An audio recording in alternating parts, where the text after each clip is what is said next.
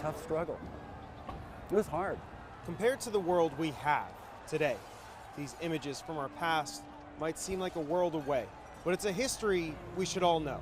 You see, the 1960s were not a welcoming time for people in the LGBT community. Simply put, gay behavior was outlawed. And so you can imagine that gay bars were a refuge of sorts for thousands. But here's the problem. These bars weren't always safe, and raids happened all the time. One of those raids in New York City changed the course of history forever. It was inside this unassuming building around 1:20 in the morning on June 28, 1969.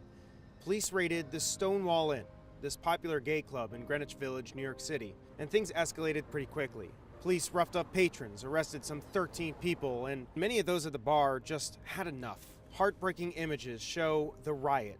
People started throwing things at police, and eventually, police had to barricade themselves inside the bar. But when the dust settled, activists decided something needed to be done, a reminder of sorts every year. So in 1970, a more positive image, capturing the first ever Christopher Street Liberation Day in New York City. Christopher Street was where the Stonewall Inn was. That first year, there were also marches in Los Angeles, Chicago. By the next year, it spread to Boston, Dallas, even London and West Berlin. By 1972, a series of gay pride events finally came to DC. But the movement really started to take shape in 1975.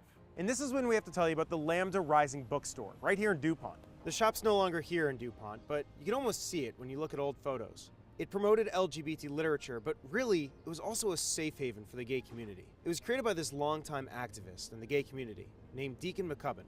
For some 40 years, he's been in a relationship with Jim Bennett. He met up with us to talk about what that bookstore meant. In many degrees, was a lifesaver. I mean, we were hammered by religious people, just by general ignorance, over and over and over and over again. And when you're beat up like that, and you find something like this, it's a real treasure. So in 1975, Deacon decided DC should have a parade just like New York City. He organized a one-day community block party right by that bookstore on 20th Street. You can see him in this picture, holding up that proclamation.